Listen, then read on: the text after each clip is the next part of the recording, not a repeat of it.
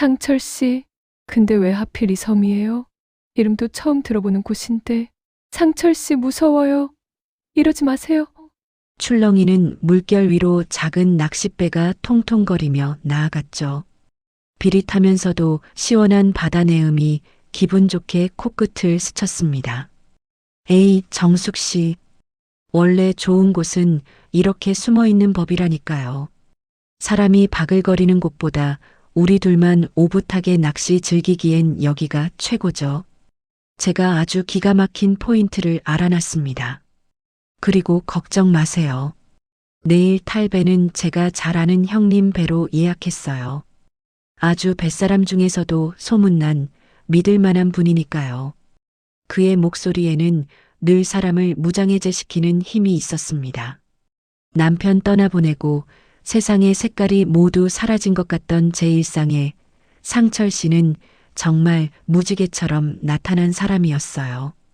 오늘은 아침 일찍부터 집 앞에 나타나 제가 좋아하는 김밥까지 직접 싸들고 저를 이곳으로 이끌었죠.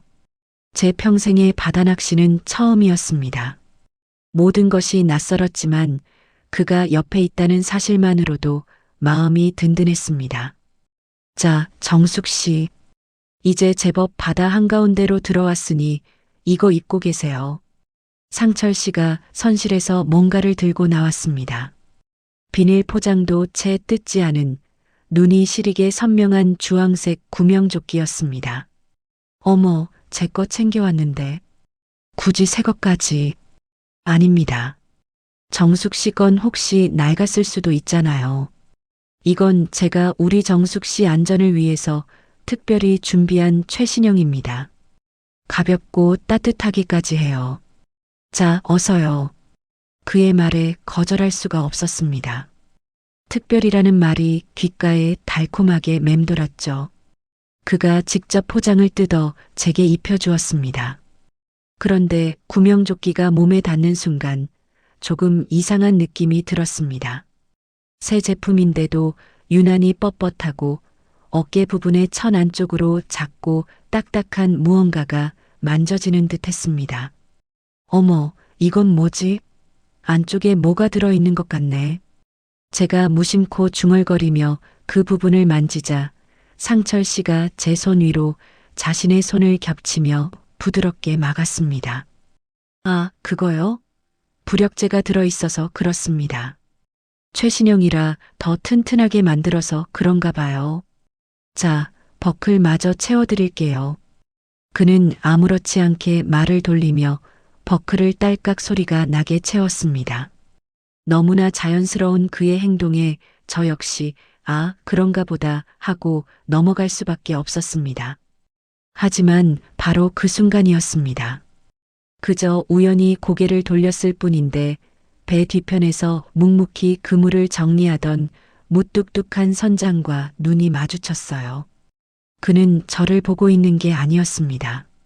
제 몸에 채워진 바로 그 주황색 구명조끼, 그 중에서도 제가 방금 만졌던 그 어깨 부분을 뚫어져라 보고 있었습니다. 제가 쳐다보는 걸 느끼자 그는 마치 뭔가에 댄 사람처럼 화들짝 놀라며 시선을 피하더군요. 그리고는 아무 일 없었다는 듯 다시 그물 쪽으로 고개를 돌렸습니다.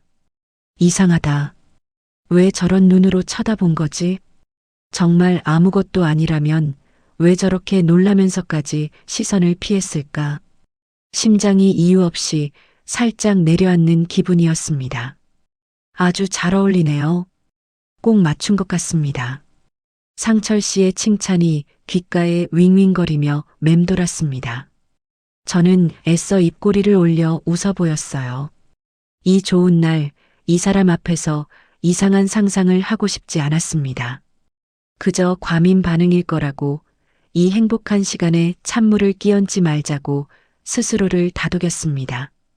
그 작은 위화감이 제 목숨을 건 마지막 경고였음을 그때는 정말 알지 못했습니다. 상철 씨는 제 속도 모르고 콧노래까지 흥얼거리며 낚싯대를 점검하기 시작했습니다. 저는 아무 말도 못하고 그 자리에 못 박힌 듯 서 있었죠. 방금 전 그 선장의 기이한 눈빛과 화들짝 놀라던 몸짓이 머릿속에서 떠나질 않았습니다. 쿵, 쿵, 쿵. 제 심장 소리가 배의 엔진 소리보다 더 크게 들리는 것 같았어요. 정숙 씨, 표정이 왜 그래요? 멀미해요? 어느새 제 곁으로 다가온 상철 씨가 걱정스러운 얼굴로 물었습니다. 그의 다정한 목소리에 저는 퍼뜩 정신을 차렸습니다. 아니야, 내가 지금 무슨 생각을 하는 거야. 저 선장님이 원래 좀 무뚝뚝한 사람일 수도 있지. 상철 씨가 사람 좋다고 소개시켜준 분인데 내가 공연한 오해를 하는 걸 거야. 아니에요. 바닷바람이 좋아서요. 정말 좋네요. 상철 씨 덕분에. 저는 애써 환하게 웃어 보였습니다. 제 대답에 그가 안심한 듯 따라 웃었죠. 그렇죠? 내가 오늘 우리 정숙 씨 제대로 호강시켜준다니까요. 아, 그리고 이 구명조끼는 절대 벗으면 안 돼요. 혹시라도 무슨 일이 생기면 이게 정숙 씨 지켜줄 테니까. 내가 얼마나 걱정하는지 알죠? 그는 제 어깨를 다시 한번 감싸주며 말했습니다. 걱정한다는 그 말이 이상하게 귓가를 맴돌았습니다. 따뜻해야 할 그 말들이 마치 보이지 않는 밧줄처럼 저를 올가매는 기분이었습니다. 이 뻣뻣한 구명조끼가 갑자기 너무나 무겁고 답답하게 느껴졌어요. 마치 갑옷을 입은 것처럼 몸이 굳어버리는 것 같았죠. 정신 차리자, 박정숙. 이 사람은 내게 과분할 정도로 잘해주는 고마운 사람이야. 저 선장의 표정 하나, 구명조끼의 뻣뻣한 감촉 하나로 이 사람의 진심을 의심하면 못 써. 이건 다 내 자격지심 때문이야. 이렇게 좋은 사람이 나한테 잘해줄 리가 없다는 그런 못난 마음 때문에 별게 다 이상하게 보이는 거라고. 저는 억지로 상철 씨의 친절에만 집중하기로 마음먹었습니다. 그가 건네주는 따뜻한 커피를 받아 마시고 그가 들려주는 재미있는 이야기에 소리내어 웃었습니다. 하지만 그럴수록 제 등 뒤에서 느껴지는 선장의 시선은 더욱 선명해지는 듯 했습니다. 웃고 있었지만 등줄기로는 식은땀이 흐르는 기이한 시간이었죠. 제 마음속에서는 두 사람이 팽팽하게 줄다리기를 하고 있었습니다. 한쪽 끝은 다정한 미소의 상철 씨가, 다른 한쪽 끝은 무표정한 얼굴의 선장이 잡고 있었죠. 그리고 저는 그 줄 한가운데서 위태롭게 흔들리고 있었습니다. 그저 모든 게 제 기우이기를, 제 못난 의심이기를 간절히 바랄 뿐이었습니다. 상철 씨가 미끼를 준비한다며 배의 반대편으로 잠시 자리를 옮겼습니다. 덕분에 저는 잠시나마 혼자 숨을 돌릴 틈을 얻었죠. 저는 아무렇지 않은 척 먼 바다를 바라보는 신용을 했지만 온 신경은 등 뒤에 선장에게로 향해 있었습니다. 그는 여전히 말없이 자신의 일을 하고 있었어요. 그저 묵묵히 밧줄을 살피고 엔진 소리를 점검할 뿐이었습니다. 제가 너무 예민하게 군 걸까? 정말 아무것도 아닌 일이었을까? 제 마음이 다시 상철 씨 쪽으로 기울어지려던 바로 그때였습니다. 어이쿠. 낮은 탄식과 함께 무언가 굴러가는 소리가 들렸습니다. 선장이 발치에 있던 쇠로 된 공구 하나를 놓친 모양이었습니다. 대굴대굴 굴러간 공구는 정확히 제 발 앞에서 멈춰섰죠. 제가 주워주려고 허리를 숙이는 순간 선장이 먼저 다가와 몸을 낮췄습니다. 우리 둘의 거리가 순식간에 가까워졌습니다. 아주머니. 배의 엔진 소리에 섞여 바로 귓가에서 그의 목소리가 들렸습니다. 너무나 낮고 조용한 목소리라 저 외에는 아무도 들을 수 없었을 겁니다. 이따가 화장실 가거든 구명조끼 어깨 쪽 꼭 확인해 보죠. 그는 그 말만 남기고는 공구를 집어들고 아무 일 없었다는 듯이 일어섰습니다. 그리고는 제게 눈길 한 번 주지 않고 원래 있던 자리로 돌아가 버렸습니다. 제 심장이 쿵 하고 바닥 가장 깊은 곳으로 떨어졌습니다. 방금 전까지 저를 괴롭히던 의심과 불안은 비교도 되지 않을 만큼 서늘하고 명백한 공포가 온몸을 휘감았습니다. 제가 아까 만졌던 바로 그 딱딱한 부분, 상철 씨가 부력제라고 둘러댔던 바로 그곳. 저 선장은 제가 그 부분을 만지는 것을 분명히 보았던 겁니다. 틀림없어. 저건 그냥 경고가 아니야. 내가 느낀 게 착각이 아니라는 확인인 거야. 어째서? 왜? 도대체 이 구명조끼에 뭐가 있길래? 상철 씨는 왜 나한테 이걸 입히려 하고 저 선장은 왜 나한테 저런 말을 하는 거지? 머릿속이 하얗게 비어버리는 것 같았어요. 저는 천천히 고개를 돌려 배 반대편에 있는 상철 씨를 보았습니다. 그는 여전히 환하게 웃으며 제게 손짓하고 있었습니다. 정숙 씨, 이제 거의 다 왔어요. 최고의 명당이 코앞입니다. 라고 외치는 그의 목소리가 바닷바람을 타고 아득하게 들려왔습니다. 하지만 제 눈에는 더 이상 그 다정한 모습이 보이지 않았습니다. 방금 전까지 세상에서 가장 믿음직스러웠던 남자의 얼굴 위로 생전 처음 보는 낯선 사람의 모습이 섬뜩하게 겹쳐 보였습니다. 방금 전까지 들리던 상철 씨의 명랑한 목소리가 거짓말처럼 멀게 느껴졌습니다. 제 온몸의 피가 차갑게 식어버리는 기분이었죠. 머릿속에서는 선장의 그 한마디, 꼭 확인해 보쇼라는 말이 쉴 새 없이 울리고 있었습니다. 그때였습니다. 배 뒤편에서 저를 부르는 소리가 들렸습니다. 아주머니, 이리 잠깐 와보시오. 선장이었습니다. 그는 덜덜거리는 엔진 옆에 쪼그려 앉아 저를 손짓하고 있었어요. 상철 씨가 의아한 눈으로 저와 선장을 번갈아 쳐다봤습니다. 무슨 일인데요? 상철 씨의 물음에 선장이 무심하게 대꾸했습니다.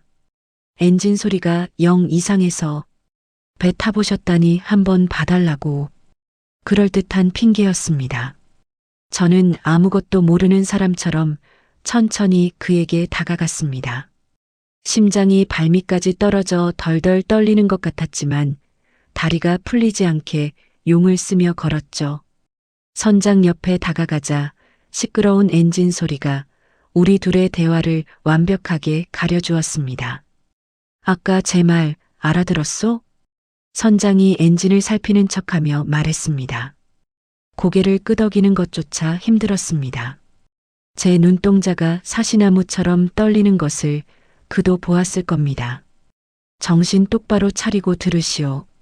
지금부터 내가 하는 말은 농담이 아니니까. 그의 목소리는 낮고 차분했지만 그 안에 담긴 무게감은 제 어깨를 짓누르기에 충분했습니다. 저는 침을 꿀꺽 삼켰습니다. 무슨 말이 나올지 두려웠지만 들어야만 했습니다. 이제는 돌이킬 수 없다는 것을 직감했으니까요.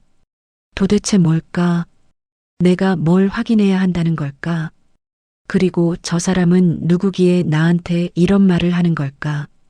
상철 씨와 아는 사이라면서 왜 나 몰래 이런 위험한 신호를 보내는 걸까? 수만 가지 질문이 머릿속을 헤집고 다녔지만 입 밖으로 내뱉을 수는 없었습니다. 지금 제가 할 수 있는 일은 그저 이 남자의 다음 말을 기다리는 것뿐이었습니다. 이 짧은 순간이 마치 영원처럼 길게 느껴졌습니다. 선장의 입이 열리기를 기다리는 동안 저는 제가 탄 이 배가 망망대해 위에 작은 관처럼 느껴졌습니다. 선장은 잠시 제 눈을 똑바로 들여다보더니 다시 엔진 쪽으로 시선을 돌리며 입을 열었습니다.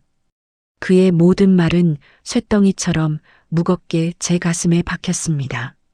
한 달 전부터 이 근처에서 여자 노인들만 실종되고 있어. 전부 혼자 사는 양반들. 이게 벌써 4번째요. 실종. 그 단어가 제 귀를 후벼 팠습니다. 지난주에 실종된 할머니 TV 뉴스에도 나왔는데 아주머니가 지금 입고 있는 거랑 똑같은 구명조끼를 입고 있었소. 색깔, 모양, 브랜드까지. 단 하나도 틀리지 않고 바로 그거요. 세상이 무너지는 소리가 들렸습니다. 제 눈앞이 하얗게 변하면서 배가 빙글빙글 도는 것 같았어요. 아니야, 아닐 거야. 우연의 일치일 거야. 세상에 똑같은 구명조끼가 얼마나 많은데. 하지만 제 이성은 이미 알고 있었습니다. 이것은 절대 우연이 아니라는 것을요.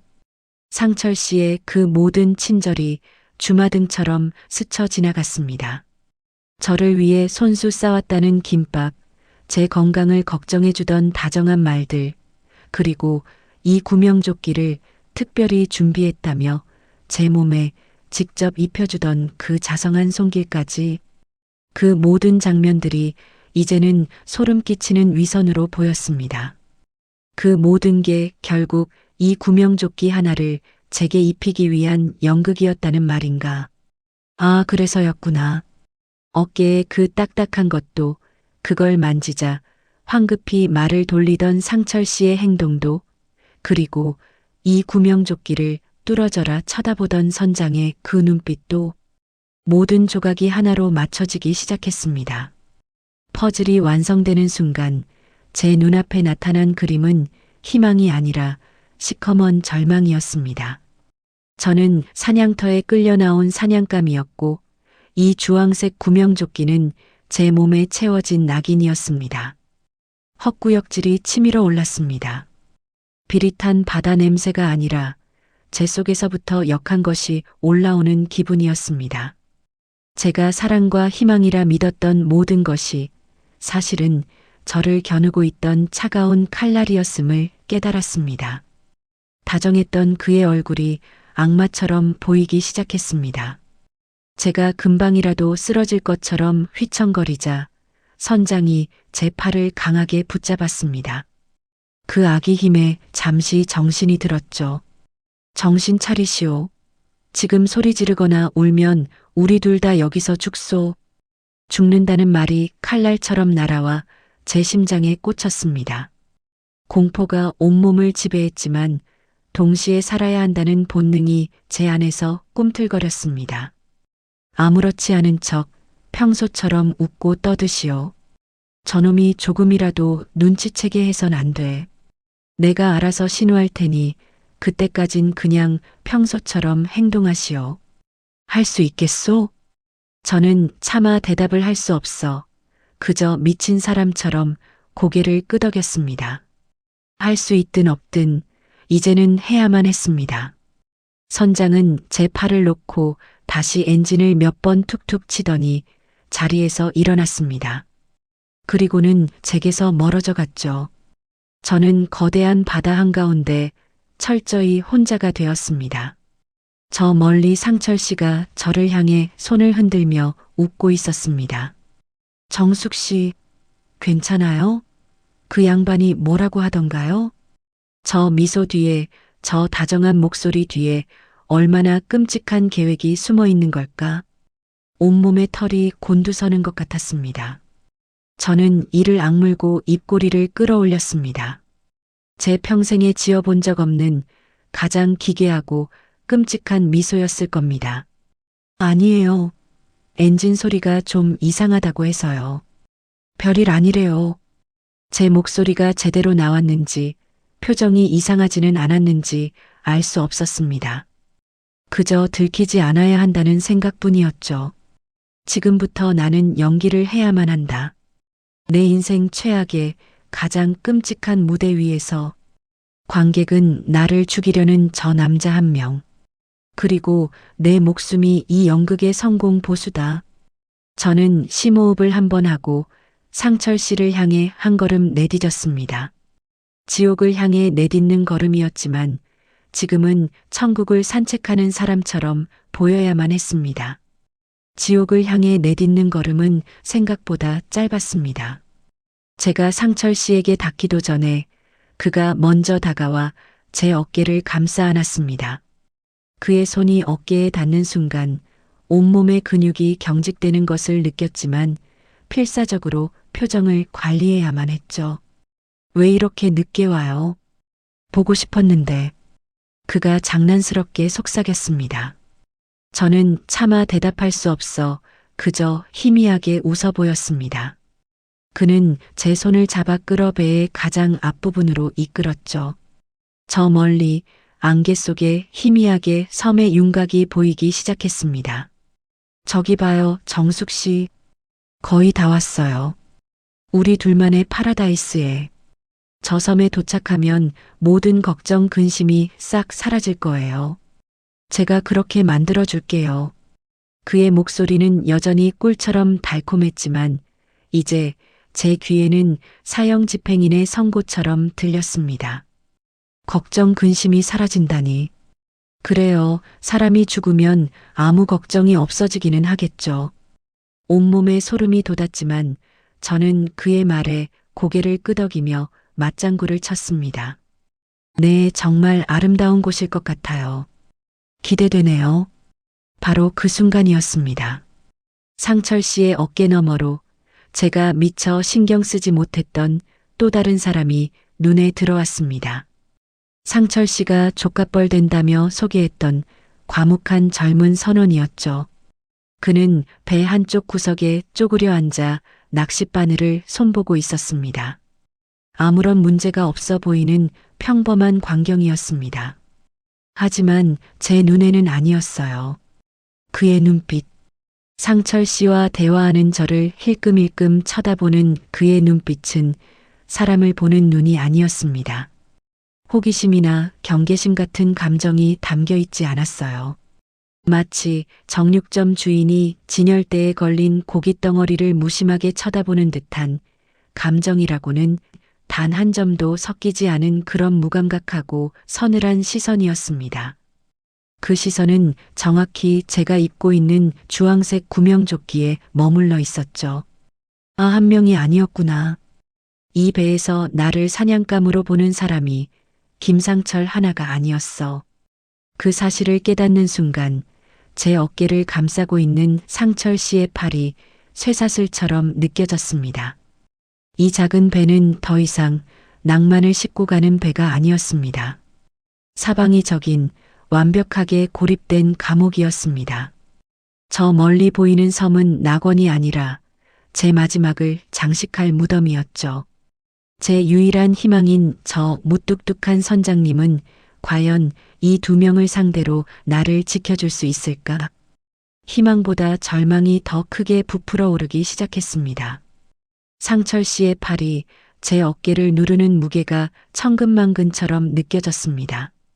이대로 가다간 정말 질식해버릴 것 같았죠. 저는 이 상황을 벗어날 핑계를 필사적으로 찾아야만 했습니다. 지금 당장 저 구명조끼의 실체를 제 눈으로 확인해야만 했어요. 상철 씨나 속이 좀 안 좋은 것 같아요. 멀미를 하나 봐요.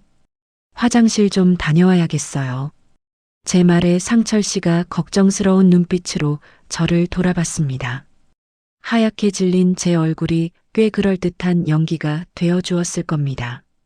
물론 그건 연기가 아니라 제 실제 얼굴빛이었지만요. 어이구, 이를 어째. 진작 말하지 그랬어요. 저쪽 선실 안에 작은 공간이 있어요. 불편하겠지만 좀 참아요. 그는 순순히 저를 보내주었습니다. 저는 비틀거리는 걸음으로 그가 가리킨 좁은 선실로 향했죠. 등 뒤로 젊은 선원의 무감각한 시선이 느껴졌지만 애써 무시했습니다. 덜컹 하고 낡은 문을 닫고 작은 쇠갈고리로 문을 걸자마자 저는 그 자리에 주저앉을 뻔했습니다. 좁고 어두운 공간 안에서 제 거친 숨소리만이 울렸습니다. 아니, 이럴 시간이 없어. 빨리 확인해야 해. 저는 떨리는 손으로 구명조끼의 버클을 풀기 시작했습니다. 평소에는 쉽게 풀리던 것들이 공포에 질린 제 손에서는 자꾸만 헛돌았죠. 간신히 버클을 풀고 구명조끼를 벗어 던졌습니다. 그리고 아까부터 계속 신경 쓰이던 어깨 부분을 더듬었습니다. 분명히 천 안쪽에서 딱딱한 무언가가 만져졌습니다. 저는 주머니에 있던 작은 손톱깎이의 줄칼 부분을 꺼내 들었습니다. 손이 덜덜 떨려 조준도 하기 힘들었지만 이를 악물고 뻣뻣한 천의 이음새 부분을 긁어 뜯어내기 시작했습니다. 얼마나 지났을까? 빡빡한 실이 끊어지고 천이 찢어지면서 안쪽에 하얀 스펀지가 드러났습니다. 그리고 그 스펀지 한가운데 네모 반듯하게 파인 홈 안에 작고 검은 플라스틱 조각이 박혀 있었습니다. 동전보다 조금 더 큰 크기. 그리고 그 한가운데서는 마치 살아있는 생명체처럼 작은 녹색 불빛이 1초에 한 번씩 규칙적으로 깜빡이고 있었습니다. 숨이 멎었습니다. 불역제라는 그의 말은 새빨간 거짓말이었습니다. 이것은 명백한 기계 장치였습니다. 그 차가운 플라스틱의 감촉, 그리고 저를 조롱하듯 깜빡이는 저 불빛. 그 모든 것이 제게 말하고 있었습니다. 너는 걸려들었어. 너는 지금 추적당하고 있어. 너는 도망칠 수 없어. 이제 모든 것이 명백해졌습니다. 더 이상 의심의 여지가 없었습니다. 저는 지금 저를 제물로 바치려는 자들과 한 배에 타고 있는 겁니다. 초록색 불빛은 제 눈동자 안에서까지 깜빡이는 것 같았습니다. 저는 그 작고 차가운 물체를 손에 든 채 한동안 미동도 할 수 없었죠. 이것이 저를 옥죄는 족쇄이자 제 위치를 실시간으로 알리는 신호기였습니다. 선장이 왜 그렇게 필사적으로 제게 경고했는지 이제야 온몸으로 이해가 갔습니다. 이 배에 탄 순간부터 저는 그들의 소나기 안에 완벽하게 들어와 있었던 겁니다. 똑똑. 갑자기 문을 두드리는 소리에 심장이 철렁 내려앉았습니다. 정숙 씨, 괜찮아요? 너무 오래 있어서 걱정되네. 상철 씨의 목소리였습니다. 저는 화들짝 놀라 손에 든 장치를 제 옷 주머니에 구겨 넣었습니다. 아, 네. 괜찮아요. 거의 다 됐어요. 목소리가 심하게 떨려 나왔지만 시끄러운 엔진 소리가 다행히 제 떨림을 감춰주었을 겁니다. 이제 어떡하지? 이 장치를 어떻게 처리해야 하나? 바다에 던져버릴까? 아니야. 그러다 소리가 나거나 저들이 눈치채면 끝장이다. 다시 구명조끼에 넣어둬야 하나? 하지만 이미 천은 뜯어져 있는데 머릿속이 터질 것 같았지만 선택의 여지는 없었습니다. 지금 이 상황에서 가장 안전한 방법은 가장 위험한 방법이었습니다. 바로 모든 것을 원래대로 되돌려 놓는 것. 저는 다시 구명조끼를 집어들었습니다. 그리고 주머니에 있던 작은 검은 장치를 꺼내 뜯어진 어깨 부분의 스펀지 깊숙한 곳으로 쑤셔 넣었습니다. 찢어진 천 조각을 최대한 티가 나지 않게 여미고 구명조끼를 다시 몸에 걸쳤습니다. 버클을 채우는 내내 제 몸에 시한폭탄을 장착하는 기분이었습니다. 모든 것을 마친 후 저는 낡은 문에 달린 작은 거울을 보았습니다. 거울 속에는 생기라고는 하나도 없는 겁에 질린 늙은 여자의 얼굴이 있었습니다. 울음을 터뜨리고 싶었지만 눈물 한 방울 흘릴 수 없었습니다. 여기서 울면 끝이다. 저 문을 열고 나가야 해. 아무것도 발견하지 못한 사람처럼, 그저 멀미가 좀 나아진 사람처럼 저 악마 같은 남자 앞에서 다시 웃어야만 해. 나는 젖은 손을 옷에 닦으며 문고리를 잡았습니다. 지옥의 문을 여는 심정으로. 문을 열자 걱정스러운 표정을 한 상철 씨의 환한 얼굴이 바로 눈앞에 있었습니다. 문을 열자마자 코앞에 서 있는 상철 씨의 얼굴에 저는 저도 모르게 비명을 지를 뻔했습니다. 그는 잔뜩 걱정스러운 표정을 하고 있었죠. 그 얼굴이 이제는 가면으로 보인다는 사실이 저를 더욱 공포스럽게 만들었습니다. 정숙 씨, 괜찮아요? 안에서 무슨 소리도 안 들리고 너무 오래 있길래. 내가 얼마나 걱정했는지 알아요? 그가 제 팔을 와락 붙잡았습니다. 저는 그의 손길에 소스라치게 놀랐지만 애써 내색하지 않으며 고개를 저었습니다. 아니에요. 그냥 속이 너무 안 좋아서 앉아 있었어요. 이제 좀 괜찮아요. 제 목소리는 갈라지고 힘이 하나도 없었습니다. 하지만 다행히도 그는 제 상태가 심한 멀미 때문이라고 생각하는 듯 했습니다. 어이구, 얼굴이 정말 하얗게 질렸네. 이리 와서 앉아요. 바람 좀 쐬면 나아질 거야. 그는 저를 부축해 다시 배의 가장자리로 이끌었습니다. 그러더니 제 어깨를 주무르며 말했죠. 이 구명조끼가 너무 꽉 조여서 더 답답한가? 조금 헐렁하게 해줄까요? 그의 손이 제가 방금 장치를 숨겨 넣은 구명조끼의 어깨 부분을 툭툭 건드렸습니다. 저는 심장이 멎는 것 같았습니다.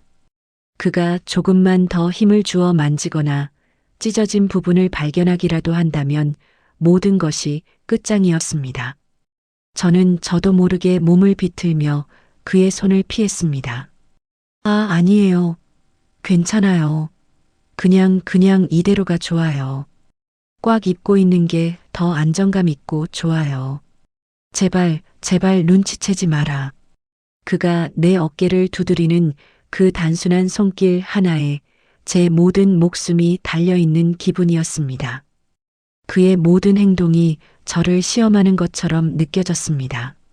내가 무언가 알아챘는지 떠보는 것처럼 부드러운 목소리 뒤에 날카로운 칼날을 숨기고 있는 것처럼요. 저는 완전히 주도권을 잃었습니다. 그가 하는 말에 그의 행동 하나하나에 수동적으로 반응하는 것 외에는 할 수 있는 게 아무것도 없었습니다. 다행히 그는 더 이상 구명조끼를 만지지는 않았습니다. 제 거절이 멀미하는 사람의 까탈 정도로 보였던 모양입니다.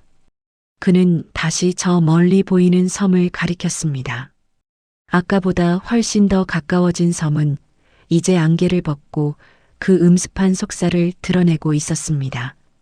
나는 그저 마네킹처럼 그의 손에 이끌려 자리에 앉았습니다.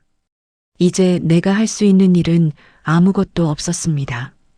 저 섬에 도착하기 전까지 그저 숨을 쉬고 들키지 않는 것, 그것뿐이었습니다.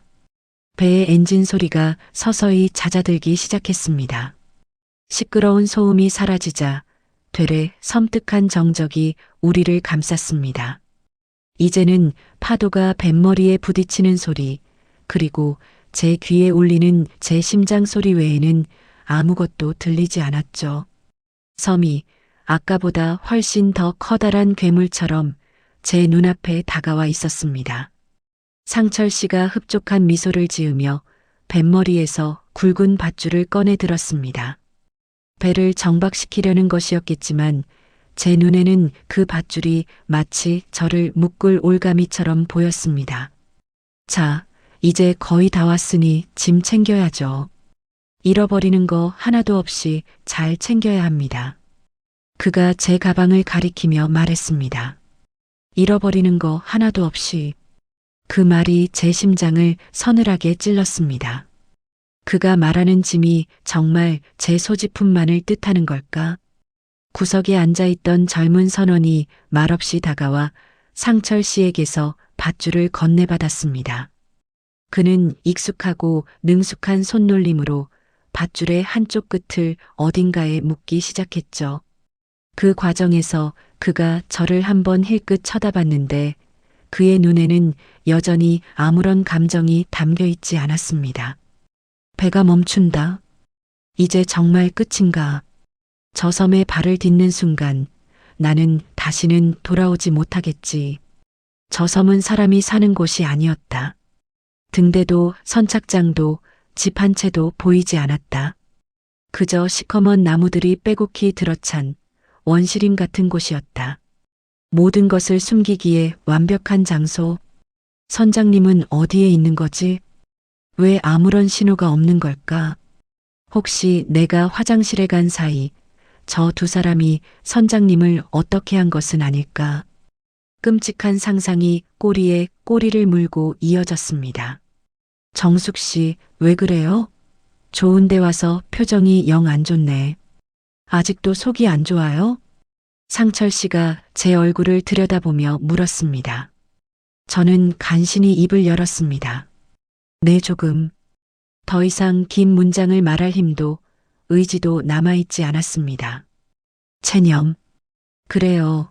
이제 제 마음속에는 체념이라는 감정만이 희미하게 남아있을 뿐이었습니다. 그때 뱃머리가 육지에 부딪히는 둔탁한 소리가 들렸습니다.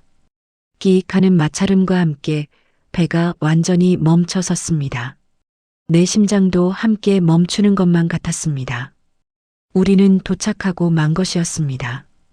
배가 멈추자 젊은 선원이 민첩한 몸놀림으로 배에서 뛰어내렸습니다.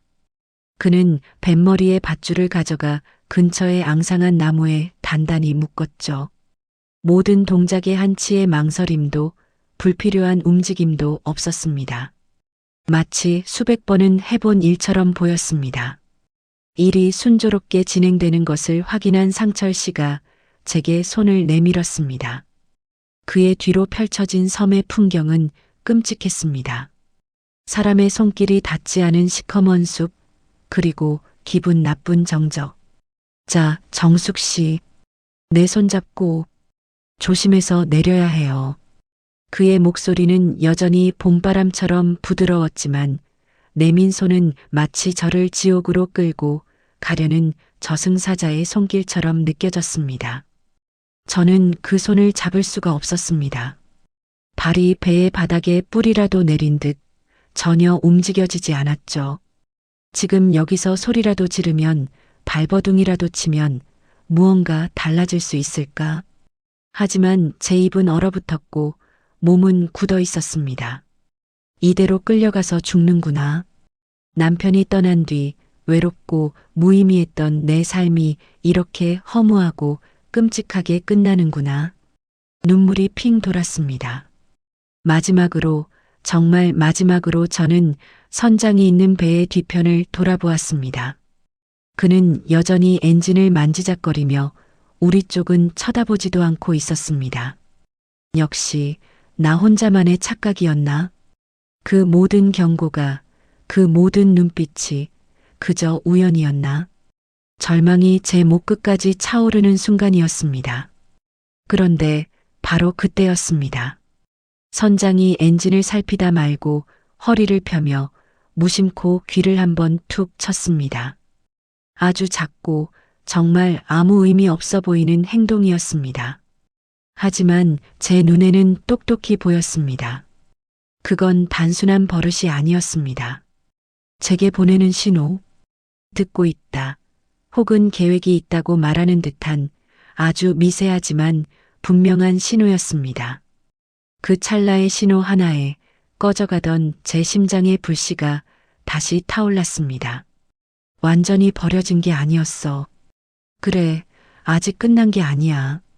저는 선장의 그 미세한 신호를 마지막 동아줄처럼 붙잡고 상철 씨의 손을 잡았습니다. 그의 손은 따뜻했지만 저는 마치 차갑고 미끄러운 뱀을 잡는 기분이었습니다. 그리고 마침내 제 발이 저주받은 섬에 축축하고 서늘한 땅을 밟고야 말았습니다. 축축하고 푹신한 땅의 감촉이 발바닥을 통해 온몸으로 전해졌습니다. 상철 씨는 제 손을 놓고는 마치 대단한 임무라도 완수한 사람처럼 흡족한 표정으로 주변을 둘러봤죠. 젊은 선원은 짐들을 무트로 내리기 시작했고 배에 남아있던 최 반장님은 말없이 그 모습을 지켜볼 뿐이었습니다. 우리의 시선이 허공에서 아주 잠깐 스쳤지만 그는 더 이상 아무런 신호도 보내지 않았습니다. 자, 이제 진짜 시작입니다.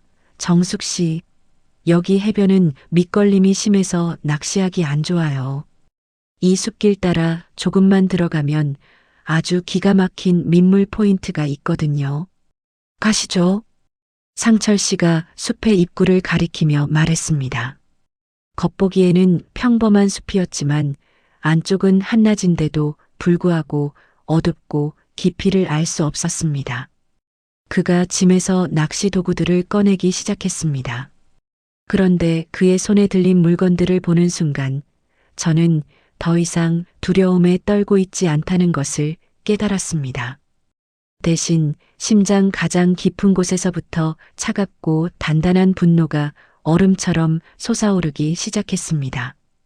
그가 꺼낸 것은 낚싯대뿐만이 아니었습니다. 사람 하나를 충분히 덮고도 남을 만큼 커다란 방수포, 그리고 성인 남자의 팔뚝만 한 굵기의 튼튼한 밧줄 뭉치. 그는 방수포는 앉을 자리에 깔 것이고 밧줄은 짐을 묶을 때 쓸 것이라고 둘러댔지만 제 눈은 속일 수 없었습니다. 낚시?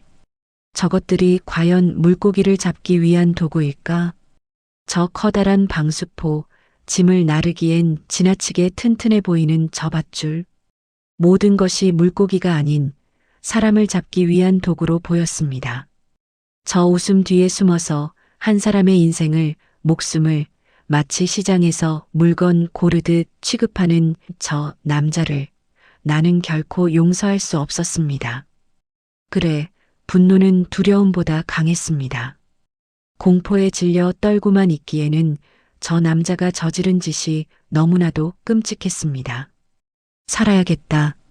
반드시 살아서 내 발로 이 섬을 걸어나가 저 위선적인 악마의 가면을 세상 사람들 앞에서 벗겨내고야 말겠다. 그 결심이 서자 혼란스럽던 머리가 차갑게 식고 모든 감각이 칼날처럼 날카로워졌습니다. 저는 순순히 고개를 끄덕였습니다. 네, 좋아요. 가요.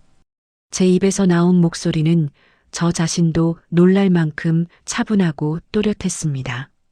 저는 그를 따라 어둡고 축축한 숲속으로 첫 발을 내디뎠습니다.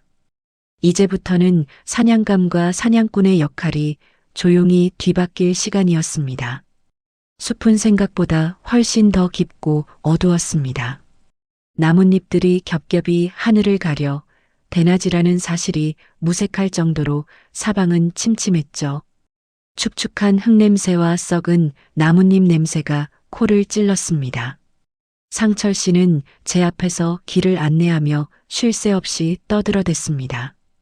공기 정말 좋죠, 정숙 씨? 도시의 그 팍팍한 공기랑은 비교가 안 돼. 이런 게 진짜 휴식이고 힐링이지. 그의 목소리를 들으며 저는 속으로 대답했습니다. 휴식? 당신에게는 이게 일이겠지. 그리고 나에게는 내 인생의 마지막 장소가 될 수도 있는 곳이고.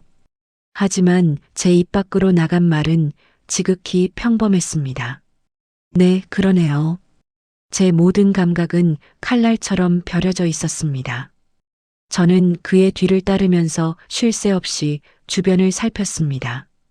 길은 사람이 다닌 흔적이 거의 없었습니다. 하지만 자세히 보니 드문드문 나뭇가지가 부러져 있거나 풀이 눕혀진 자국이 보였죠. 마치 누군가가 주기적으로 이 길을 다닌 것처럼요. 저는 길가에 유난히 큰 바위, 번개라도 맞은 듯 쪼개진 고목나무의 위치를 하나하나 머릿속에 새겼습니다. 어떻게든 살아남아 이 길을 되짚어 나가야만 했으니까요. 저 남자는 내가 아직도 아무것도 모르는 순진하고 고마워하는 늙은이라고 확신하고 있다. 저 여유로운 걸음걸이, 저 쓸데없는 농담들. 그래, 계속 그렇게 믿게 만들어야 해. 저 남자가 가장 방심하고 있을 때가 내가 무언가를 할 수 있는 유일한 기회일 테니까. 나는 간간히 뒤를 돌아봤습니다. 예상대로 그 젊은 선원이 조금 거리를 두고 묵묵히 우리를 따라오고 있었습니다.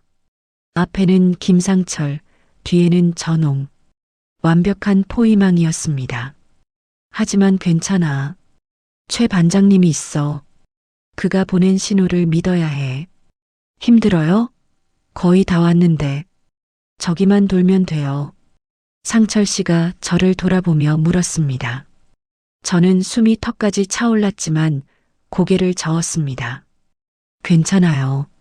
마침내 그의 걸음이 멈춘 곳은 사방이 나무로 둘러싸여 햇빛 한 줌 제대로 들어오지 않는 음침한 웅덩이 앞이었습니다. 그는 이곳이 자기가 말한 명당이라며 아이처럼 활짝 웃었죠. 저는 그의 웃는 얼굴을 똑바로 보며 생각했습니다. 그래, 물고기가 아니라 사람을 처리하기에는 참 좋은 명당이겠구나. 상철 씨는 익숙한 솜씨로 자리를 정돈하기 시작했습니다. 그가 가장 먼저 한 일은 제가 사람 하나를 덮고도 남겠다고 생각했던 그 커다란 방수포를 땅에 펼치는 것이었습니다. 흙과 나뭇잎으로 지저분한 바닥에 섬뜩할 정도로 깔끔한 사각형의 공간이 만들어졌죠. 그 모습이 마치 수술대나 재물상을 차리는 것처럼 보여 저는 저도 모르게 마른 침을 삼켰습니다.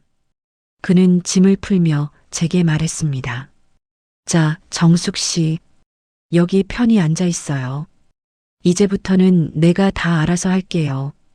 맛있는 것도 해드리고 낚시도 하고 내가 다 알아서 할게요. 그가 전에도 몇 번이나 했던 말이었습니다. 그때는 그 말이 그렇게 든든하고 고마울 수가 없었는데 지금은 섬뜩한 사형 선고처럼 들렸습니다. 그래, 내 몸을, 내 장기를, 내 목숨을 당신이 다 알아서 처분하겠다는 뜻이겠지. 젊은 선원은 어느새 짐을 모두 옮겨놓고는 우리가 들어온 숲길 입구 쪽에 무심한 얼굴로 서 있었습니다. 완벽한 퇴로 차단이었습니다.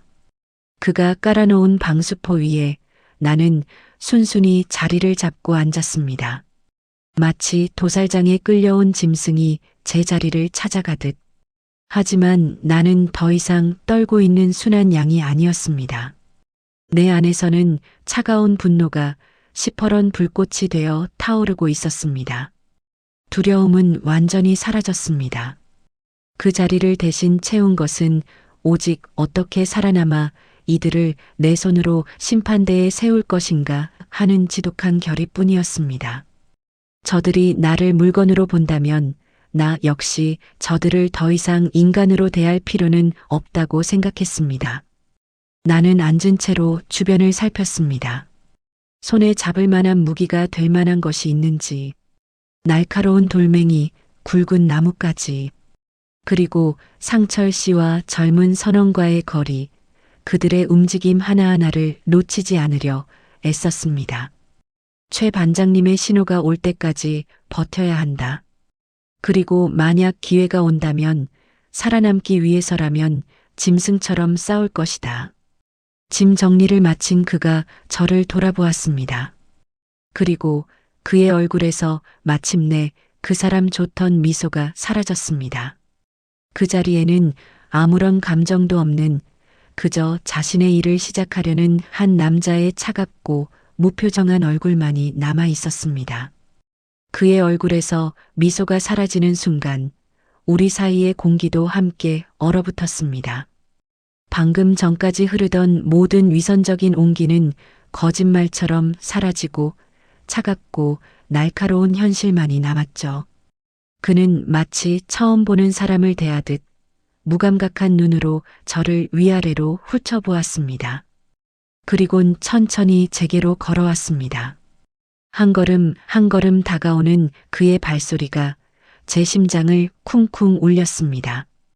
그가 제 앞에 멈춰 섰습니다. 그리고 입을 열었죠.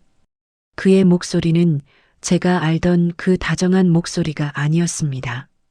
감정이라고는 단 한 톨도 섞이지 않은 마치 기계가 말하는 듯한 건조하고 차가운 소리였습니다. 이제 연극은 끝났습니다. 박정숙 여사. 그가 제 이름을 부르는 방식부터가 달랐습니다. 다정하게 정숙 씨라고 부르던 그는 온데간데 없었죠. 낚시하러 온 줄 알았어요? 힐링? 하긴, 이제 곧 영원한 휴식을 취하게 될 테니 어떤 의미에서는 힐링이 맞을지도 모르겠군. 그의 입에서 나온 말들은 비수처럼 날아와 제 가슴에 박혔습니다. 그 노골적인 조롱과 경멸에 제 안에서 무언가 툭 하고 끊어지는 소리가 났습니다. 드디어 저 악마 같은 위선자가 가면을 벗고 제 본색을 드러내는구나. 연극은 끝났다고? 아니, 이제부터가 진짜 시작이다. 내 놈들의 더러운 연극이 끝났으니 이제 내 차례가 온 것뿐이야. 나는 더 이상 그의 눈을 피하지 않았습니다. 그 눈에 담긴 경멸과 무감각을 나는 똑똑히 마주 보았습니다. 그리고 생각했습니다. 그래, 여기서 이렇게 허무하게 죽을 수는 없다. 여기서 죽더라도 내 놈 낯짝에 지워지지 않을 상처 하나쯤은 남기고 죽겠다. 온몸의 피가 머리끝까지 솟구치는 기분이었습니다. 더 이상 저는 두려움에 떠는 늙은이가 아니었습니다. 제 안의 모든 세포가 살기 위해, 그리고 저 악마를 단죄하기 위해 비명을 지르고 있었습니다. 나는 방수포 위에서 천천히, 아주 천천히 몸을 일으켰습니다. 그리고 내 평생에 내본 적 없는 가장 차갑고도 격앙된 목소리로 그에게 물었습니다. 그래서 내 심장값은 얼마에 치르기로 했어요? 제 예상치 못한 질문에 상철 씨의 무표정한 얼굴에 처음으로 균열이 생겼습니다. 그는 잠시 당황한 듯 눈을 깜빡이더니 이내 피식하고 코웃음을 쳤습니다. 그건 비웃음이었습니다. 제 마지막 발악을 가소롭게 여기는 벌레를 보는 듯한 경멸이 담긴 웃음이었죠. 아, 심장? 당신 심장에 누가 값을 매기기나 한답디? 그가 조롱하듯 말했습니다. 우리가 필요한 건 그딴 게 아니에요. 당신의 아주 건강한 2개의 콩팥, 아직 쓸만한 간, 그리고 양쪽 각막.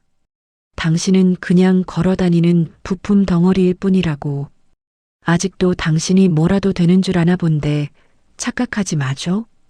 당신은 그냥 번호표야. 오늘 우리가 처리할 상품 번호 4번.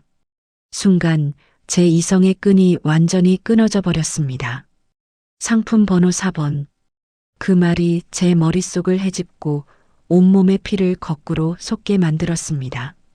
그에게 나는 그저 장기 몇 개를 품고 있는 걸어다니는 고깃덩어리, 그 이상도 이하도 아니었던 겁니다. 내 이놈, 짐승만도 못한 놈. 저도 모르게 고함이 터져 나왔습니다. 저는 떨리는 손가락으로 그를 가리키며 악을 썼습니다. 내 놈도 사람이라면 어떻게 사람의 목숨을 가지고 그런 말을 입에 담을 수가 있어. 너 천벌 받을 거야. 내가 오늘 여기서 죽어서 귀신이 되어서라도 내 놈은 물론이고 내 놈 자식들 대대손손까지 평생을 따라다니며 저주할 거다. 그래, 더 소리쳐라, 박정숙. 더 발악해. 저놈들이 나를 완전히 이성을 잃고 감정에 휩싸인 늙은이로 보게 만들어야 해. 그래야만 빈틈이 생긴다. 내가 날뛰어야만 저놈들이 방심한다. 최 반장님, 듣고 있나요? 제발 내 이 비명이 당신에게까지 닿아야만 해요. 제 격앙된 모습에 숲길 입구를 막고 서 있던 젊은 선원이 이쪽으로 한 걸음 다가섰습니다.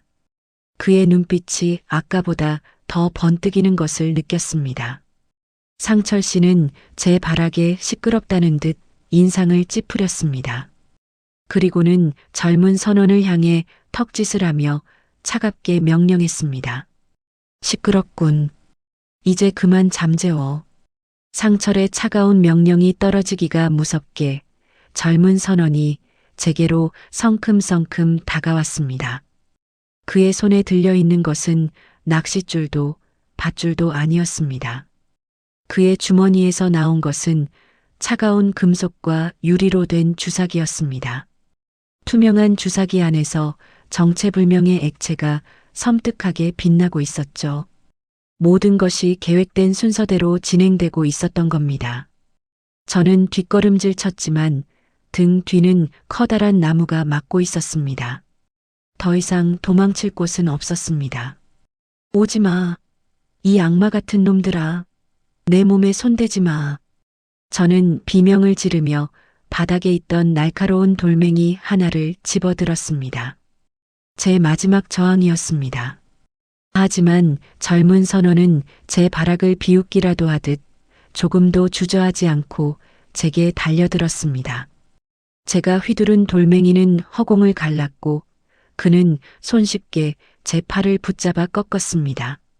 아! 하는 비명과 함께 저는 힘없이 방수포 위로 쓰러졌습니다. 그가 제 위로 올라타 몸을 짓눌렀습니다. 눈앞에서 번쩍이는 주삿바늘이 제 목을 향해 다가오는 것이 보였습니다. 안 돼, 이렇게 허무하게 끝나는 건가? 아니야. 이놈의 눈이라도 파내고 죽을 테다. 제가 마지막 힘을 짜내 그의 팔을 물어뜯으려던 바로 그 순간이었습니다. 움직이지 마. 지금부터 움직이는 놈은 그 자리에서 쏴버린다.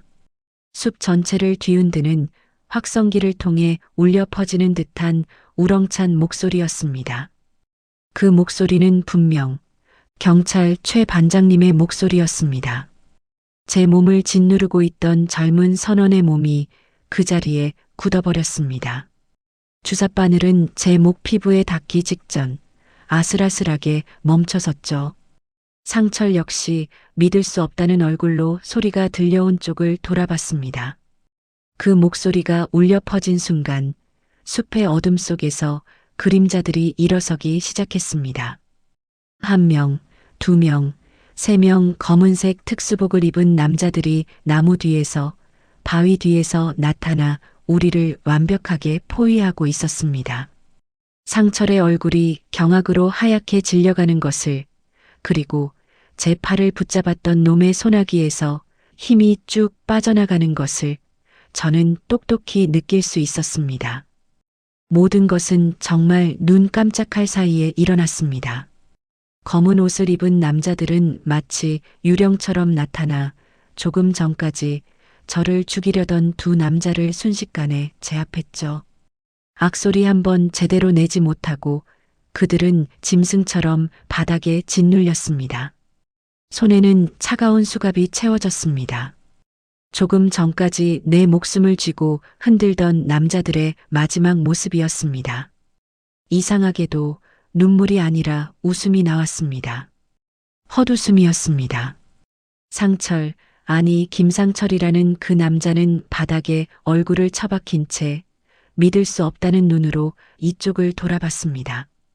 그의 시선은 제게 한 번, 그리고 숲에서 걸어 나오는 최 반장님에게 한 번 번갈아 꽂혔죠. 그의 눈에는 더 이상 경멸이나 조롱이 없었습니다. 오직 날 것 그대로의 증오와 배신감만이 이글거리고 있었습니다. 최 반장님은 더 이상 무뚝뚝한 낚싯배 선장이 아니었습니다. 그는 한 손에 무전기를 든 채 다른 대원들에게 침착하게 지시를 내리고 있었죠. 그의 걸음걸이, 그의 말투, 그의 눈빛, 모든 것이 전문가의 그것이었습니다. 그는 바닥에 떨어진 주사기를 조심스럽게 집어들며 다른 대원에게 무언가 지시했습니다. 모든 것이 끝났다. 너무나 간단하게. 내 평생의 공포가, 내 목숨을 건 사투가 저들의 몇 마디 고함과 쇠사슬 소리에 이렇게 허무하게 막을 내렸습니다. 김상철의 증오에 찬 눈빛을 보았습니다. 그래, 차라리 저 눈빛이 솔직해서 좋았습니다. 나를 사랑한다, 위한다 속삭이던 그 역겨운 미소보다 차라리 나를 죽이고 싶어 하는 저 얼굴이 훨씬 더 진실하게 느껴졌습니다. 저는 방수포 위에 쓰러진 채 이 모든 광경을 마치 먼 나라의 영화처럼 멍하니 바라보고 있었습니다. 현실감이 없었죠. 온몸에 힘이 쭉 빠져나가 손가락 하나 까딱할 수 없었습니다. 그때 최 반장님이 제 앞에 다가와 조심스럽게 쪼그려 앉았습니다. 그의 눈에는 더 이상 퉁명스러운 무뚝뚝함이 없었습니다. 그는 그저 지치고 걱정스러운 눈으로 저를 보며 낮은 목소리로 말했습니다. 괜찮으십니까, 어머니? 괜찮으십니까, 어머니? 최 반장님의 그 한마디에 둑처럼 버티고 있던 무언가가 와르르 무너져 내리는 것 같았습니다. 어머니. 그 평범하고 따뜻한 단어를 듣는 순간 제가 상품 번호 4번이라고 불렸던 사실이 새삼뼈에 사무쳤습니다. 하지만 눈물은 나오지 않았습니다. 이미 제 감정은 바닥까지 드러나 메말라 버린 것 같았죠. 저는 그저 멍하니 그를 쳐다보며 간신히 입을 열었습니다. 끝난 건가요? 제 목소리는 제 것이 아닌 것처럼 멀게 느껴졌습니다. 최 반장님이 고개를 끄덕이려는 순간이었죠. 대원들에게 양팔을 붙잡혀 끌려가던 김상철이 마지막 발악처럼 고개를 돌려 저를 향해 소리쳤습니다. 박정숙, 이 모든 게 연극이었어? 처음부터 나를 속이고 접근한 거냐고, 이 여우 같은 할망구야. 그의 증오에 찬 고함이 숲에 울려 퍼졌습니다. 저는 그를 돌아보지도 않았습니다. 그저 제 손에 묻은 흙을 무심하게 내려다볼 뿐이었죠. 연극? 그래, 연극이었지. 당신이 먼저 시작한 사람 목숨을 건 더럽고 역겨운 연극. 나는 그저 당신이 정해준 순진한 사냥감이라는 배역에 충실했을 뿐이야. 연극의 주인공은 원래 마지막에 웃는 사람이 아니던가. 당신은 나를 상품으로 받고 나는 당신을 사람으로 봤었지. 그게 우리가 한 연극의 전부다. 최 반장님이 대원들에게 눈짓하자 그들은 김상철의 입을 틀어막다시피 하며 그를 숲 반대편으로 끌고 갔습니다. 시끄럽던 소음이 사라졌습니다. 최 반장님이 제 어깨에 두꺼운 담요를 둘러주었습니다. 담요는 따뜻했지만 제 마음속은 시베리아 벌판 한가운데처럼 춥고 황량했습니다. 아무것도 느껴지지 않았습니다. 그가 저를 부축해 일으켜 주었습니다. 저는 힘없이 그의 손에 이끌려 자리에서 일어섰습니다. 그렇게 나를 죽이려던 남자는 내 시야에서 완전히 사라졌습니다. 나는 그가 남기고 간 침묵 속에서 그저 가만히 서 있었습니다. 최 반장님의 부축을 받아 저는 비틀거리며 배가 있는 쪽으로 걸어갔습니다. 그가 제게 무어라 계속 설명을 해주고 있었지만 단어들이 귀에 들어와 박히지 않고 귓가를 맴돌다 흩어졌습니다. 김상철이 어머니를 접촉한 시점부터 저희는 배까지 미리 준비해 놨습니다. 배정된 선장도 항로도 다 감시 아래 있었습니다. 마치 나와는 아무 상관없는 먼 나라의 전쟁 이야기를 듣는 기분이었습니다. 제 눈에 들어온 것은 사건 현장을 수습하는 다른 대원들의 모습이었습니다. 그들은 김상철이 깔았던 파란 방수포의 사진을 찍고 증거물처럼 조심스럽게 접고 있었습니다. 몇 시간 전만 해도 저는 저 위에서 그와 함께 웃고 떠들 미래를 바보처럼 상상했었죠. 이제 저것은 내 시체가 눕혀질 뻔했던 증거품 1호가 되었습니다. 대원 하나가 낚싯대와 밧줄 뭉치를 증거물 봉투에 담고 있었습니다. 제 생애 첫 낚시를 위해 그가 준비했다던 그 도구들이었습니다. 그리고 그 옆에는 우리가 먹다 남긴 김밥통이 뒹굴고 있었죠. 오늘 아침 저를 위해 손수 싸왔다던 그 김밥. 모든 게 거짓이었구나. 내 외로움을 파고들었던 그의 다정한 말들도, 나를 위하는 척 건넸던 그 모든 친절도, 심지어 오늘 아침 함께 먹었던 저 김밥 한 줄까지도 처음부터 끝까지 단 하나도 진실인 것이 없었구나. 모든 게 희극인지 비극인지 이제는 분간도 가지 않았습니다. 나는 그저 텅 빈 껍데기만 남은 기분이었습니다. 최 반장님이 제게 말했습니다. 이제 안전하십니다, 어머니. 병원으로 가서 몸 상태부터 확인하시죠. 저는 그의 얼굴을 멍하니 쳐다보았습니다. 안전. 그 말이 세상에서 가장 우스운 농담처럼 들렸습니다. 저는 그에게 물었습니다. 제 목소리는 낙엽처럼 바싹 마른 소리가 났습니다.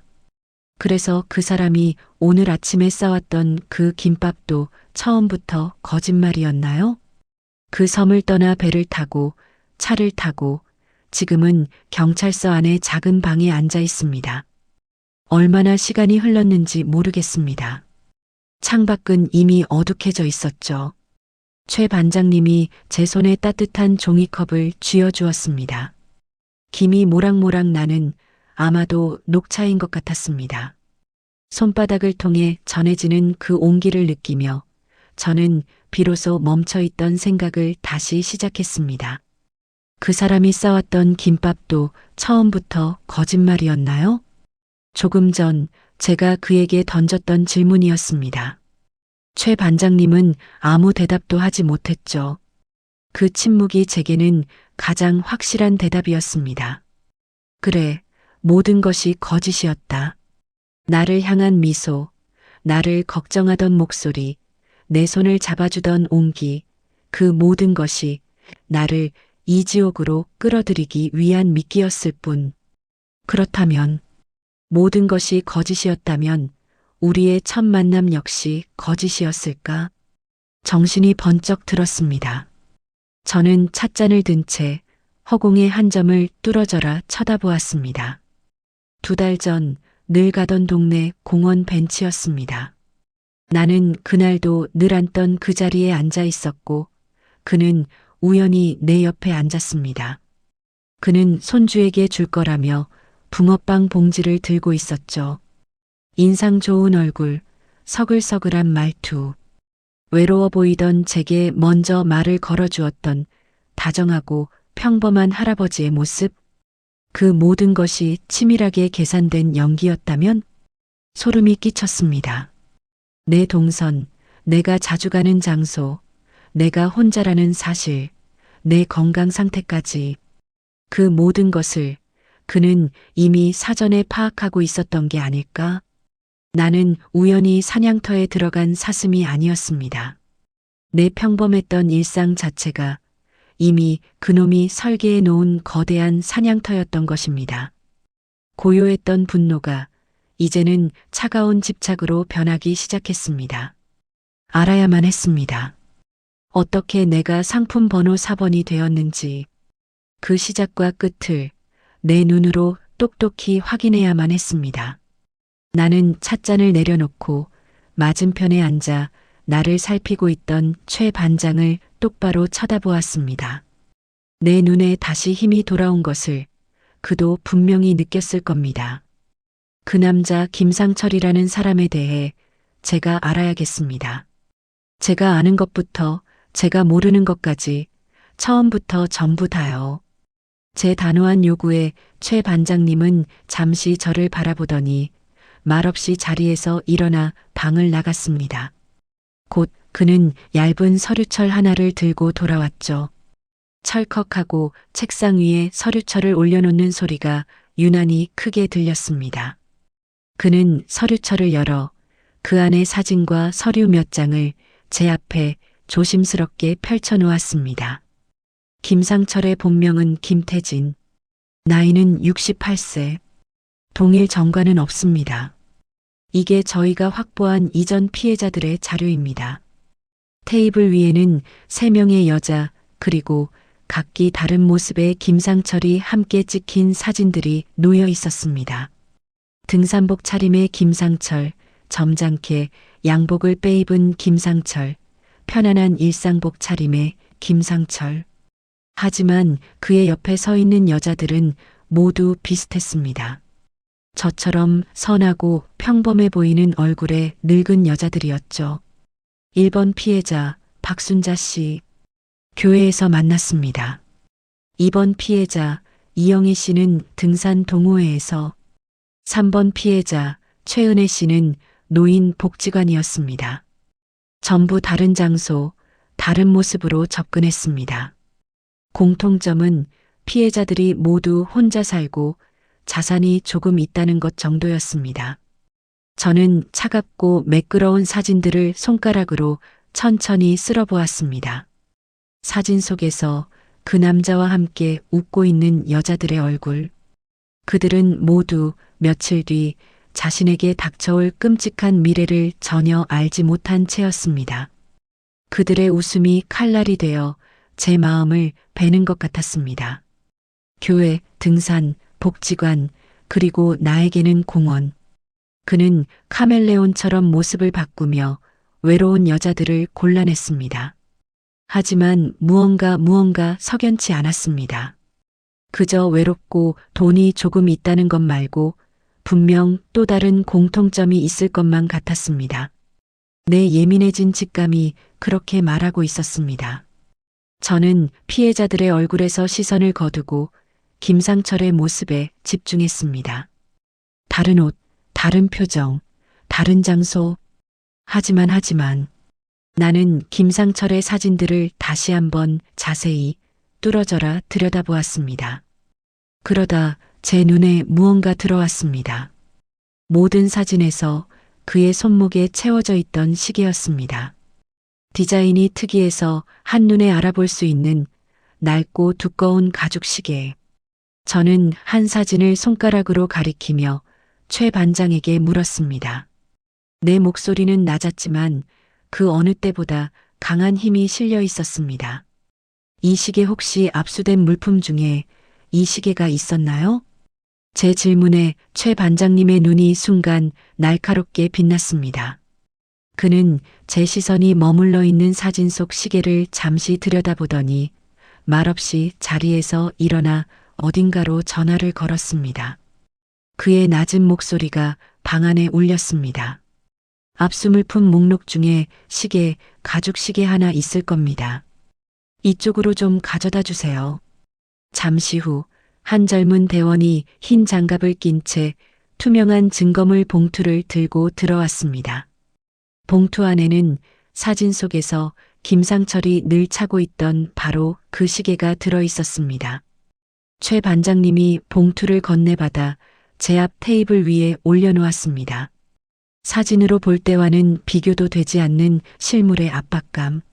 낡고 군데군데 달아빠진 가죽 시계줄. 유리에 희미하게 나 있는 긁힌 자국들. 그 시계의 모든 흠집이 마치 희생자들이 남긴 고통의 흔적처럼 보였습니다. 저 시계는 알고 있을 것이다. 김상철이 어떤 사람인지, 그리고 다른 여자들이 어떻게 사라져갔는지 만져봐도 될까요? 제 요청에 최 반장님이 잠시 망설이더니 이내 장갑을 끼고 시계를 꺼내 제 손 위에 올려주었습니다. 생각보다 묵직하고 차가웠습니다. 저는 홀린 듯 시계를 이리저리 돌려보며 살폈습니다. 용두를 돌려보고 시계줄을 만져보고 뒷면을 쓸어보았습니다. 그러다 제 손톱 끝에 무언가 미세하게 걸리는 것이 느껴졌습니다. 시계 옆면 용두 반대편에 먼지처럼 작은 홈이 파여 있었습니다. 저는 숨을 참고 손톱 끝으로 그 홈을 힘주어 꾹 눌렀습니다. 딸깍.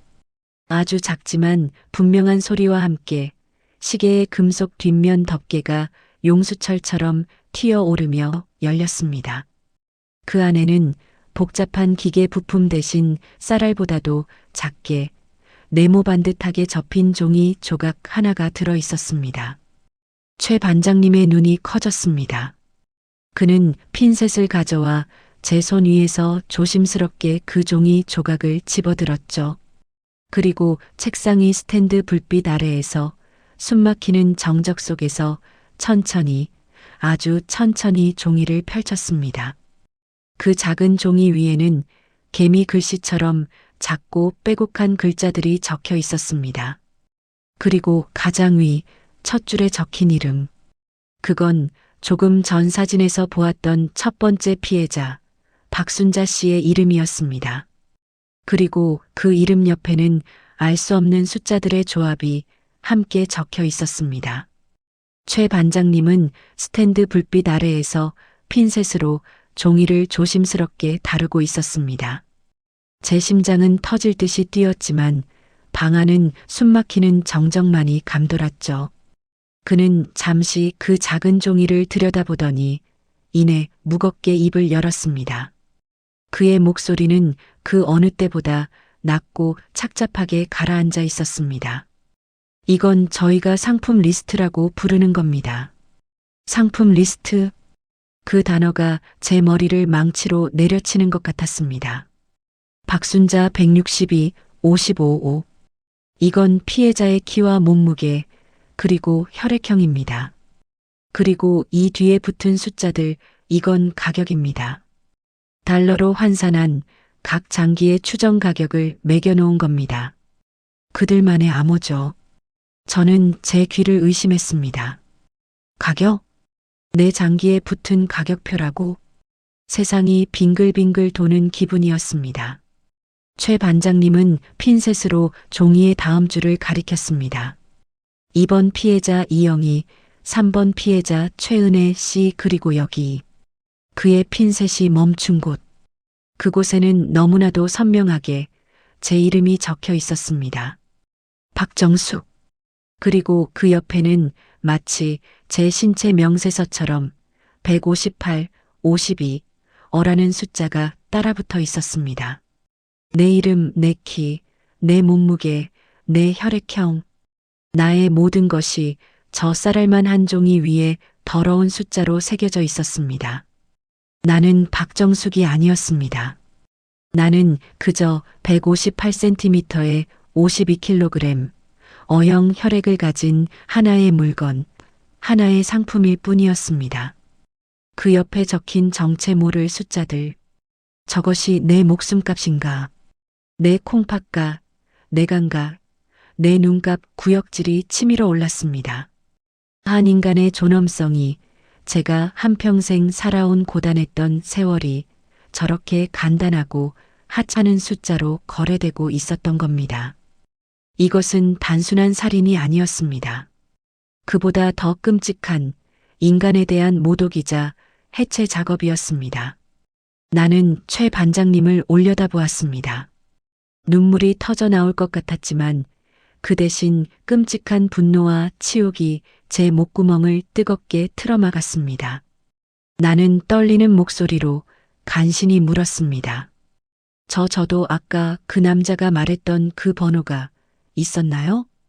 제가 던진 질문의 의미를 최 반장님은 즉시 알아차렸습니다. 그는 차마 제 얼굴을 보지 못하고 시선을 아래로 떨어뜨렸습니다. 그의 침묵, 그 어떤 대답보다 더 아프고 잔인한 긍정이었습니다. 그는 아주 작게, 거의 보이지 않을 정도로 고개를 한번 끄덕였습니다. 그 순간 섬에서 들었던 김상철의 목소리가 제 귓가에 다시 생생하게 울려 퍼졌습니다. 당신은 그냥 번호표야. 오늘 우리가 처리할 상품 번호 4번. 그 말이 조롱이 아니었구나.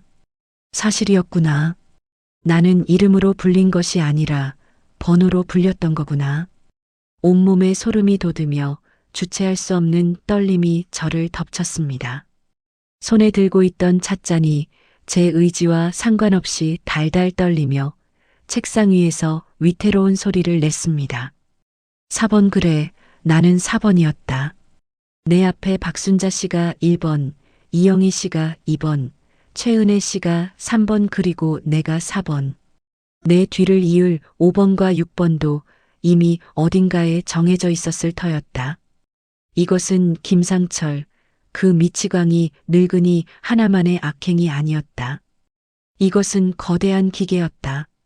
사람을 부품으로 보고 가격을 매기고 필요에 따라 유통하는 끔찍하고 거대한 기계. 김상철은 그저 그 기계의 부품 중 하나였을 뿐이다. 내 분노는 이제 김상철 한 사람을 넘어 이름도 얼굴도 모르는 이 거대한 악의의 기계를 만든 모든 놈들을 향했다. 인간의 존엄성을 짓밟고 생명을 숫자로 환원하는 인간이기를 포기한 그 모든 놈들을 증오했습니다. 나는 떨리는 주먹을 무릎 위에서 꽉 쥐었습니다. 손톱이 손바닥을 파고드는 아픔도 느껴지지 않았습니다. 부끄러움과 치욕은 어느새 활활 타오르는 분노가 되었고 그 분노는 이제 내게 남은 단 하나의 사명이 되었습니다. 나는 고개를 들고 최 반장을 보았습니다. 더 이상 내 눈은 떨리지 않았습니다. 얼음장처럼 차갑고 칼날처럼 날카로웠습니다. 그 기계 내가 부숴버려야겠습니다. 내 손으로요. 아마 그는 제가 충격으로 쓰러져 울거나 모든 것을 잊고 싶어 할 거라고 생각했을 겁니다. 하지만 지금의 저는 몇 시간 전에 겁에 질렸던 박정숙이 아니었습니다. 그는 잠시 고민하더니 몸을 앞으로 숙이며 목소리를 낮췄습니다. 마치 저와 비밀스러운 작전을 모의하는 사람처럼요. 어머니, 그 기계를 부수려면 기계의 심장부가 어디인지 알아내야만 합니다. 그의 목소리는 진지했습니다. 김태진, 즉 김상철은 잡혔지만 그놈은 그저 말단 유인책에 불과할 겁니다. 그 위에는 점조직 형태로 훨씬 더 큰 놈들이 있습니다. 김태진이 잡혀도 놈들은 그저 꼬리만 자르고 도망가 버리면 그만입니다. 저희가 진짜 노리는 건 그 윗선입니다. 그의 설명을 들으며 저는 제 분노의 대상이 더욱 명확해지는 것을 느꼈습니다. 놈의 입을 열게 할 마지막 방법이 딱 하나 있습니다. 바로 어머니께서 그놈을 직접 대면하는 겁니다.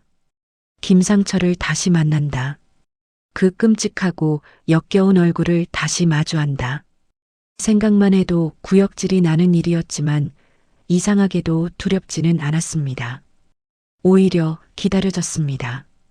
나는 그에게서 죽음의 공포를 느꼈지만 이제 그는 나에게서 자신의 완전한 파멸을 보게 될 것입니다. 나는 더 이상 저들의 범죄 목록에 적힌 피해자나 증인이 아니었습니다. 나는 저들의 거대한 기계에 들어간 한 톨의 모래알이었습니다. 기어코 저 오만한 톱니바퀴를 멈춰 세우고 갈아 마셔버릴 작지만 단단한 모래알. 최 반장님은 제게 그 대면이 얼마나 위험할 수 있는지 그리고 제가 받을 정신적 충격에 대해 설명하려 했습니다. 하지만 저는 그의 말을 잘랐습니다. 저는 최 반장님을 똑바로 바라보며 흔들림 없는 목소리로 대답했습니다. 하겠습니다. 그 남자를 다시 만나겠습니다. 김상철과의 대면은 바로 다음 날로 잡혔습니다.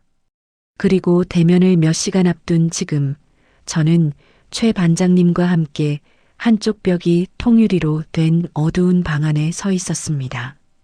유리 너머는 불이 환하게 켜진 취조실이었고 그 안에는 김상철이 혼자 앉아 있었죠.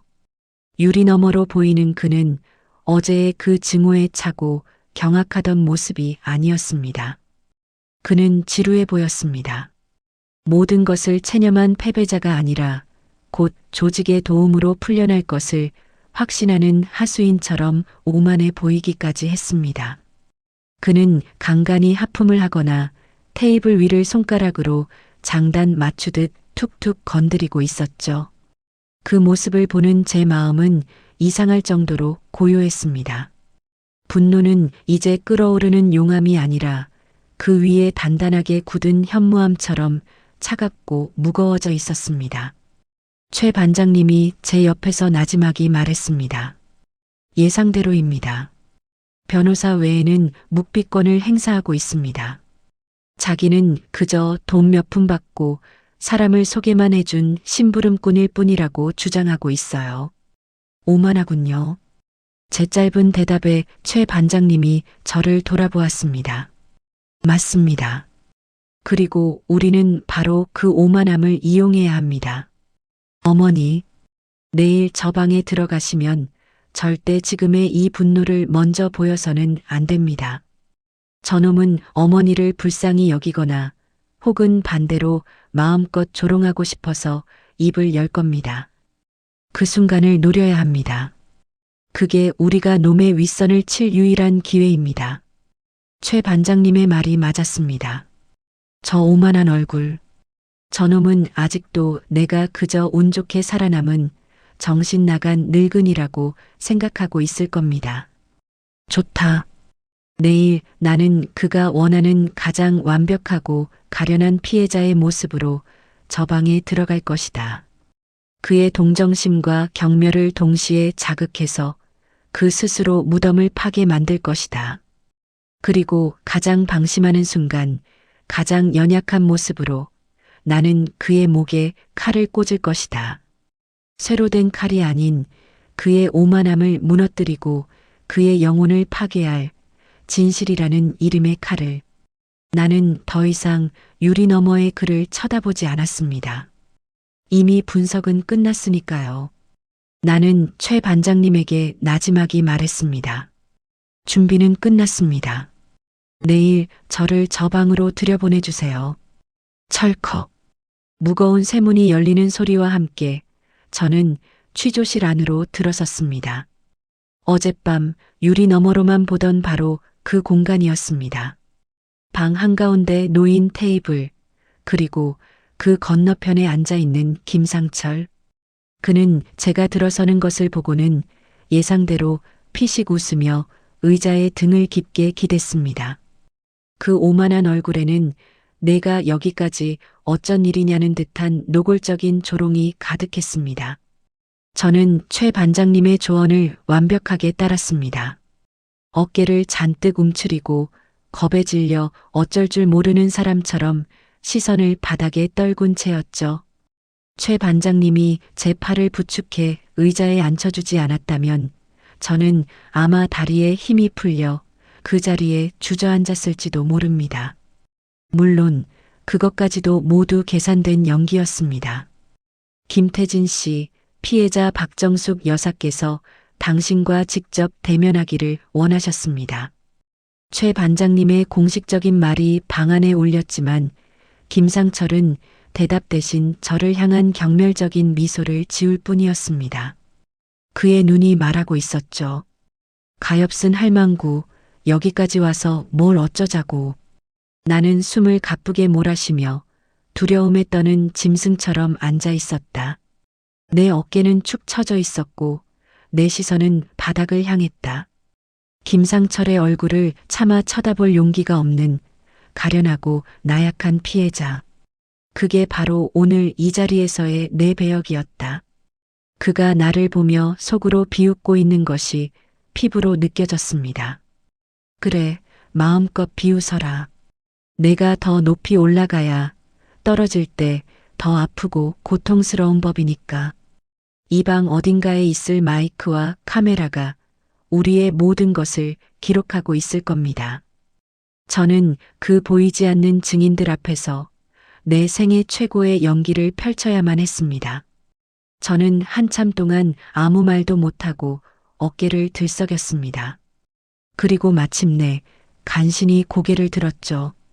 눈에는 일부러 눈물을 글썽이며 떨리는 목소리로 그에게 첫마디를 건넸습니다. 제 목소리는 제가 듣기에도 참으로 가련했습니다. 어떻게 저한테 그러실 수가 있었어요?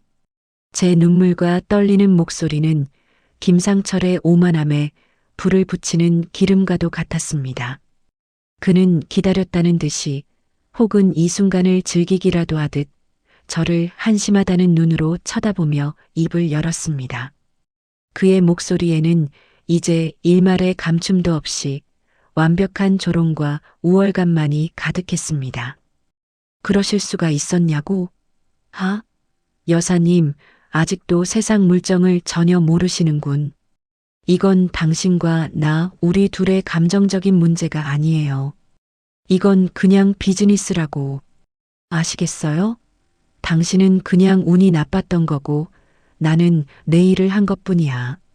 그는 의자 등받이에 몸을 기대며 말을 이었습니다. 마치 인생의 교훈이라도 가르치는 스승처럼요. 내가 당신한테 얼마나 잘해줬어. 마지막 가시는 길 좋은 구경도 시켜주고 맛있는 김밥도 먹여주고 다른 놈들 손에 넘어갔으면 그런 호사도 못 누렸을걸. 그의 끔찍한 자기 합리화의 속에서 천불이 끓어올랐지만 저는 그저 더 서럽게 어깨를 떨며 흐느끼는 것으로 반응했습니다. 제 나약한 모습에 더욱 신이 난 그는 결정적인 말을 흘리기 시작했습니다. 비즈니스 고객글에 더 짓거려봐라. 이 악마야. 내 놈의 그 더러운 입으로 내 놈의 무덤을 더 깊게, 더 넓게 파보란 말이다. 나는 그의 말을 한 글자도 놓치지 않으려 온 신경을 귀에 집중했습니다. 유리 너머의 최 반장님도 지금 나와 같은 마음일 겁니다. 우리가 원하던 꼬리가 드디어 몸통의 냄새를 풍기기 시작했습니다. 나는 그냥 심부름꾼에 불과해요. 당신처럼 건강하고 깨끗한 부품을 찾아서 그걸 간절히 필요로 하는 고객님들께 연결해주는 중간 다리일 뿐이라고. 그 고객님들이 누군지 알기나 해? 당신 같은 서민들은 평생 이름 한번 들어보기도 힘든 저 높은 세상에 사는 양반들이야. 돈이 썩어나는 그 양반들에게 당신 콩팥 하나 값은 그저 푼돈에 불과하다고. 그분들은 지금도 새로운 상품을 애타게 기다리고 있을걸? 저는 그의 말에 완전히 무너진 사람처럼 테이블 위로 엎드려 대성통곡하기 시작했습니다. 그리고 울음 섞인 목소리로 마치 모든 것을 포기한 사람처럼 그에게 마지막 질문을 던졌습니다. 그럼 이제 저는 어떻게 되는 건가요? 제 가련한 질문에 김상철의 얼굴에는 승리자의 미소가 떠올랐습니다. 그는 이제 저를 완전히 얕보고 있었죠. 제 영혼까지 파괴했다는 만족감에 그는 의자에 몸을 거의 드러눕다시피 기댄 채 의기양양하게 짓거리기 시작했습니다. 어떻게 되긴 좋은 대로 가겠지. 물론 우리가 아는 그런 평범한 병원은 아니고 거기 아주 유능한 의사 선생님이 계시거든. 그 양반이 당신 몸을 아주 소중하고 귀하게 다뤄줄 거야. 부품 하나하나 아주 깨끗하게 손질해서 말이야.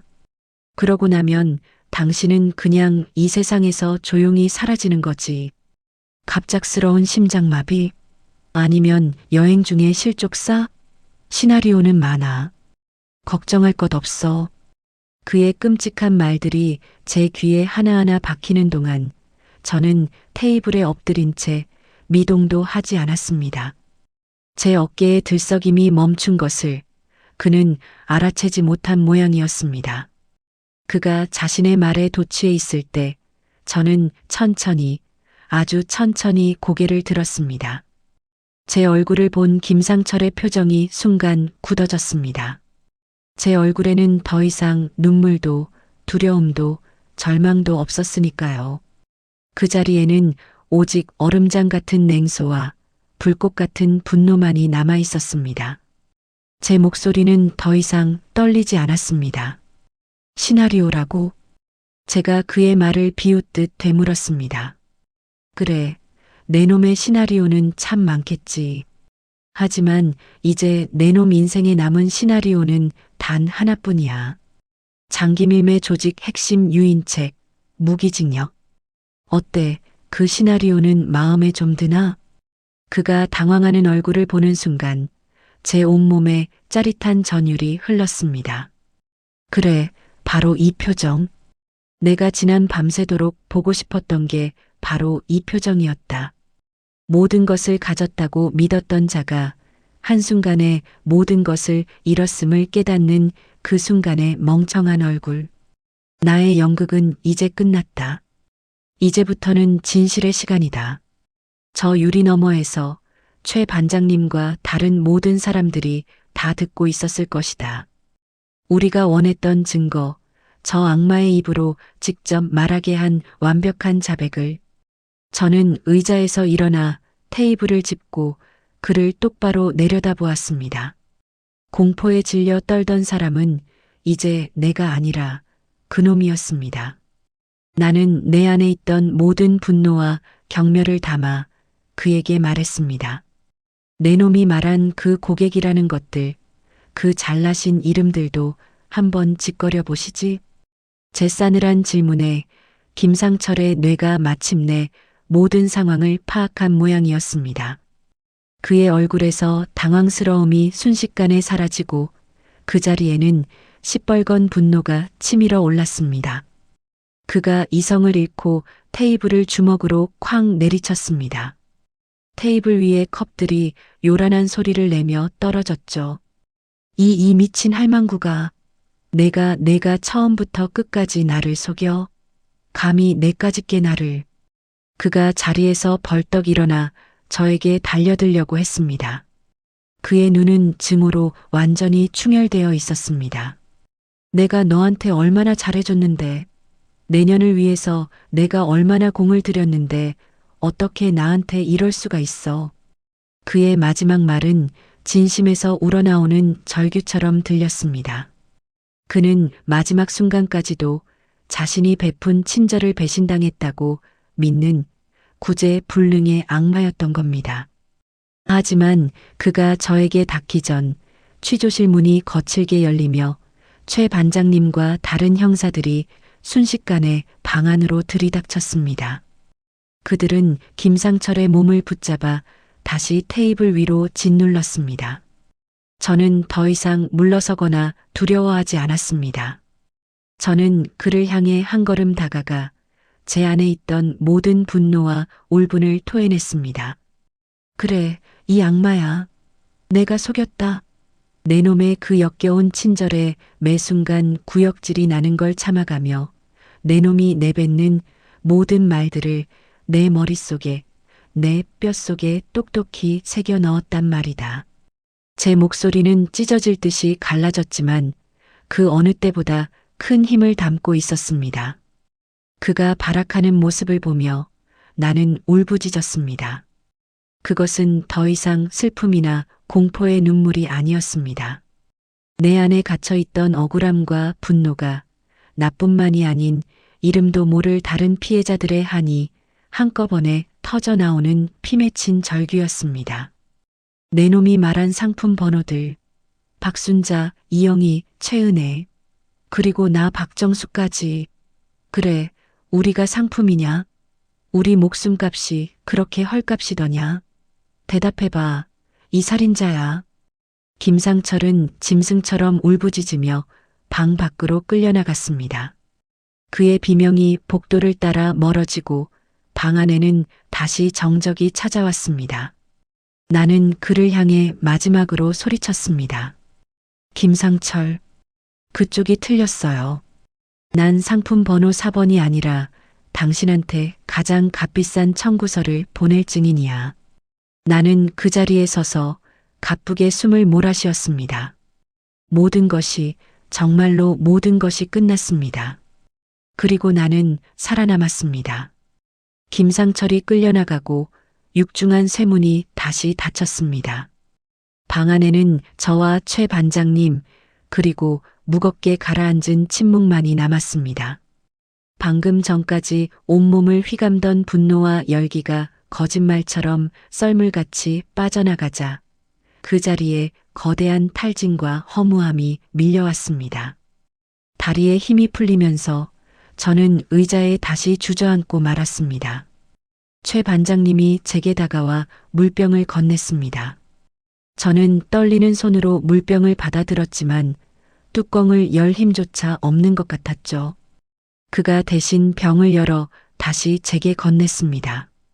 그의 얼굴에는 존경과 안타까움이 뒤섞인 복잡한 표정이 어려 있었습니다. 어머니, 정말 대단하셨습니다. 그의 목소리는 낮았지만 깊은 울림을 담고 있었습니다. 김상철이 마지막에 흥분해서 내뱉은 말들, 고객과 높은 세상에 대한 이야기, 전부 다 선명하게 녹화되었습니다.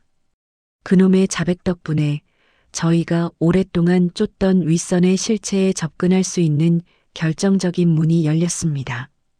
그가 제 눈을 똑바로 보며 말했습니다. 어머니께서 그 거대한 기계를 부수신 겁니다. 최 반장님의 목소리가 마치 멀리서 들려오는 소리처럼 귓가를 맴돌았습니다. 문이 열렸다고 했다. 내가 기계를 부쉈다고 했다. 하지만 이상하게도 아무런 기쁨이나 보람도 느껴지지 않았습니다. 그저 모든 게 끝났다는 생각, 그리고 내가 살아있다는 희미한 감각뿐이었습니다. 나는 텅 빈 취조실 안을 둘러보았습니다. 조금 전까지 악마가 울부짖던 바로 이 공간. 이제는 폭풍이 지나간 자처럼 모든 것이 부서지고 뽑혀나간 채 그렇게 고요했습니다. 내 마음속도 꼭 그와 같았습니다. 저는 아무 대답도 하지 못하고 그저 눈을 감았습니다. 길고 너무나도 길었던 하루였습니다. 아니, 어쩌면 제 남은 인생을 통째로 바꿔버린 단 하루였을 겁니다. 이제 정말 집으로 돌아가야 할 시간이었습니다. 그날 이후 일주일이라는 시간이 흘렀습니다. 8월의 햇살이 따갑게 느껴지는 수요일 오후, 저는 우리 집 거실 소파에 앉아 멍하니 창밖을 바라보고 있었습니다. 며칠을 알아누웠지만 오늘은 왠지 정신이 맑았습니다. 그때 전화벨이 울렸습니다. 최 반장님이었습니다. 그의 목소리는 지난번보다 한결 가벼워 보였습니다. 어머니, 저 최 반장입니다. 몸은 좀 어떠십니까? 네, 괜찮아요. 다름이 아니라 지난번 김태진의 자백을 토대로 고객 리스트에 있던 놈들을 포함해서 조직원 전원을 오늘 새벽에 모두 검거했습니다. 이제 정말 모든 게 끝났습니다. 모든 게 끝났다. 저는 그의 마지막 말을 가만히 되뇌었습니다. 수화기 너머로 고맙다는 인사를 전하고 전화를 끊은 뒤 저는 천천히 거실을 둘러보았습니다. 남편과 함께 고른 낡은 소파, 장식장 위에 놓인 아들 녀석의 어린 적 사진, 그리고 창문으로 쏟아져 들어오는 따스한 햇살.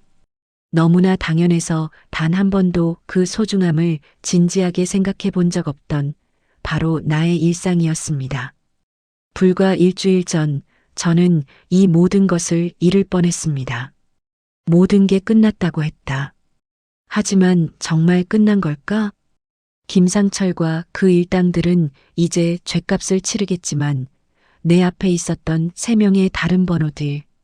박순자 씨, 이영희 씨, 최은혜 씨. 그분들의 시간은 이미 영원히 멈춰버렸는데 나는 살아남았습니다. 그저 운이 좋았을 뿐입니다. 그날 그 배에서 최 반장님을 만나지 못했다면 나 역시 지금쯤 이 세상 사람이 아니었을 겁니다. 이름 없는 실종자 전단지 속에 4번째 얼굴이 되어 있었겠죠.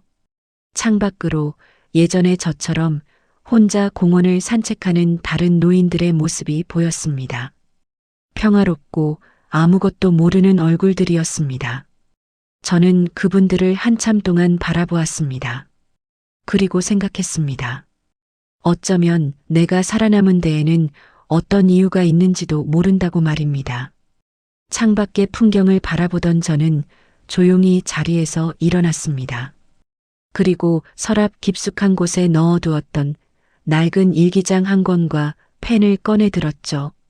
남편이 세상을 떠난 뒤로는 한 글자도 쓰지 않았던 먼지 쌓인 일기장이었습니다. 저는 책상에 앉아 그 첫 장을 펼쳤습니다.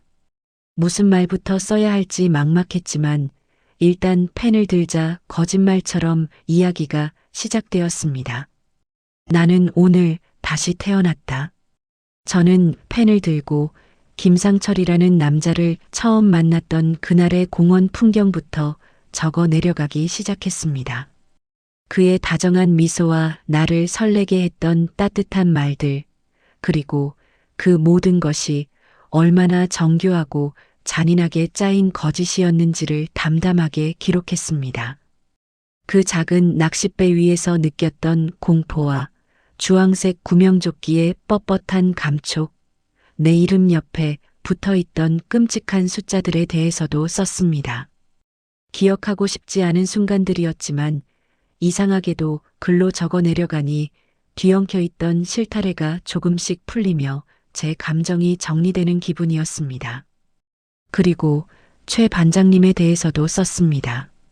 무뚝뚝한 낚싯배 선장의 얼굴 뒤에 숨겨져 있던 그의 진짜 모습과 절체절명의 순간에 확성기를 통해 들려왔던 그의 목소리.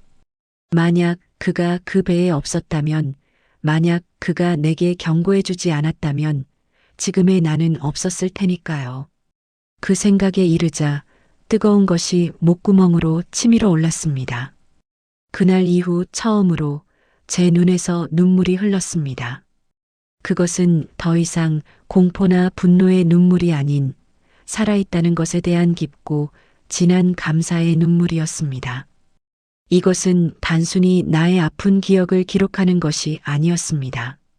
이것은 나와 같은 다른 누군가가 다시는 이런 끔찍한 일을 겪지 않도록 하기 위한 하나의 경고문이었습니다.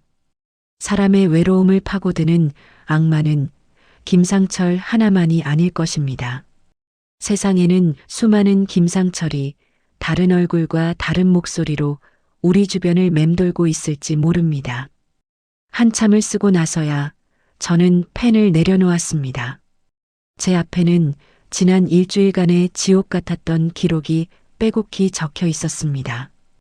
이것은 이제 더 이상 나만의 아픔이 아니었습니다. 이것은 세상을 향한 나의 첫 번째 목소리였습니다. 일기장을 덮는 소리가 방 안에 조용히 울려 퍼졌습니다. 그 소리는 마치 제 지난 삶의 한 챕터를 마무리하는 마침표처럼 느껴졌죠. 저는 자리에서 일어나 다시 창가로 다가섰습니다.